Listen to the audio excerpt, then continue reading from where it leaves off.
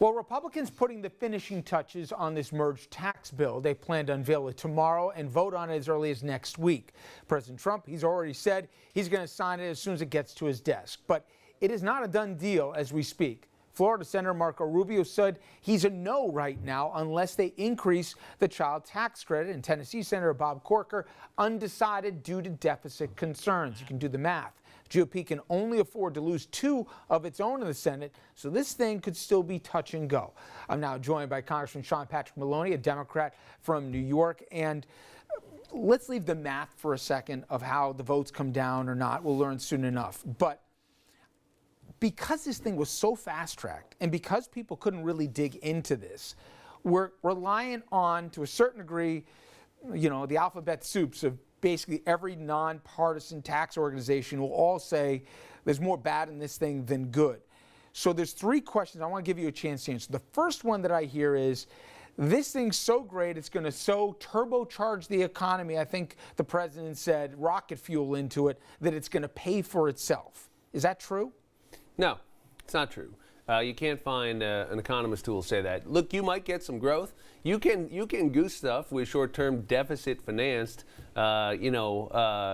stimulus. I mean, you can make your house look real good if you run up your credit card, right? It's not a great long-term strategy, and we shouldn't be throwing at least $1 trillion, maybe more, on our debt over the next 10 years just to have a tax cut that goes to corporations and rich people. And by the way, it's a shot below the waterline for New York State. So this thing is not equal for everybody. For New York, it's terrible because they're coming after your state and local deductibility, which, here in Westchester, around the Hudson Valley, is a big deal. Sure. That's why Rob Astorino, no liberal, is against this tax bill. It's why basically all the Republicans from our part of the world have been opposing it. So don't take my word for it as a Democrat. It's a bad bill for New York.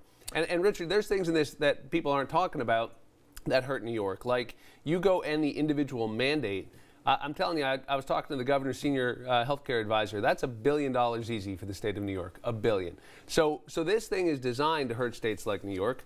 And so maybe we'll get a little growth. We sure as heck better because we're adding a lot to our debt, and we're not getting very much for it in the end. Certainly not the middle class. Well, staying on the middle class, the president said the big winner out of this thing is, in fact, the people right in the middle when it comes to earning incomes in this country. That's why our tax plan will reduce taxes for our middle class and allow them to keep more of their own money, keep that hard-earned money. We already mentioned the people in New York and New Jersey, folks, Washington, are really going to get shafted in this. Middle class are actually going to be paying more net taxes. But let's say even went out of the metropolitan area. There's stuff in this where if you're senior in assisted care, if you rely on Medicare, at the end of the day, there's, I think, the kicker, which is you're going to run up $1.5 trillion in deficits. Republicans already said they're going to have cuts to do offsets. It's going to come from the safety net, and I'm not so sure the public right now realizes not only is it's like a short-term sugar fix in the first year. As it goes on, it gets worse and worse. But the cuts that are going to come, they're going to hurt those folks, especially in the lower middle class in this country. Yes, that's right. But the first part of what you said is really worth focusing on because it puts the lie to what the president just said. The president said it's your hard-earned money. We're going to give it back to you. But you just said for a lot of middle-class families, their taxes are going up, not down. For the state of New York, around here, you're not going to come out ahead, a lot of people watching this program. So the president isn't talking about you. He's talking about corporations that are getting a major tax cut from 35% down to 21%. And he's talking about people who are billionaires because they're ending the estate tax and a lot of other stuff. And you're absolutely right to point out where they're going to come around and try to pay for this thing, which is irresponsible. They're already cutting $473 billion out of Medicare. That's in the House plan. And you can bet your bottom dollar they're going to come around early next year and say we got to go after Social Security, Medicare, and Medicaid. They're talking right now about reforming, the welfare programs. We're talking about food stamps, I guess. So we're literally going to cut food stamps so that we can give corporations and rich people a tax cut. Look, all of us want to do tax reform. This is not a question of whether you want to do it or not. We can make the code simpler. We can make it fairer. We can probably lower corporate rates. Territorial system to get us competitive with the world. We understand this stuff. but you don't have to blow a hole in the debt to do it. You could have been deficit neutral on this thing. You could have been a little conservative on your projections, so if you get some growth and maybe revenues increase more than you thought, well, gosh, maybe we could be paying down our debt or getting out of the hole we've dug over both parties for a generation. That's what happened in the 90s when the Clinton administration, where I was working, balanced the budget, right? We actually did better than we thought.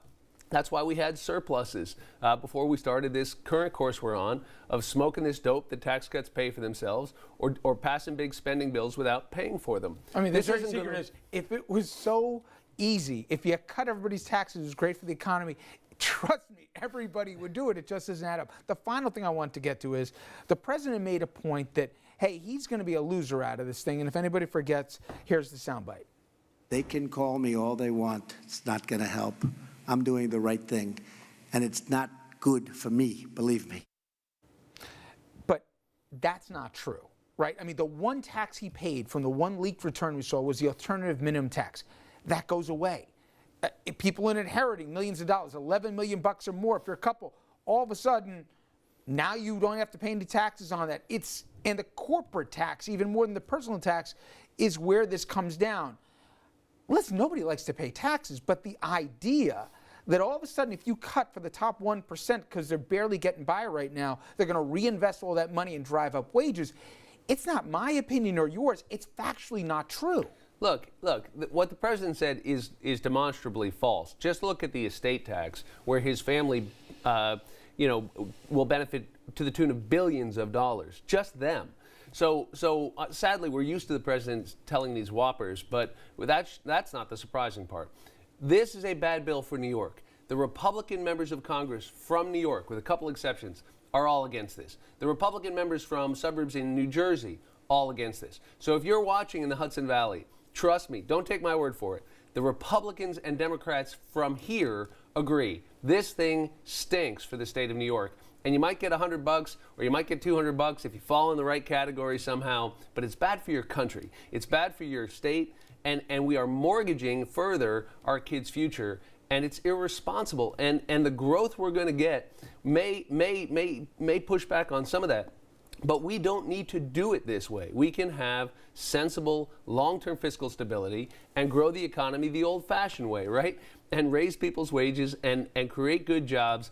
We've done it before. I just think this is short-term thinking, and it has been done in secret, and they're jamming it through at the last minute. I mean, literally nobody saw this bill until they voted on it in the House and Senate. Now we haven't seen it at a conference. So literally they're talking about it, but no one knows what's in it, which is, when you think about it, unbelievable.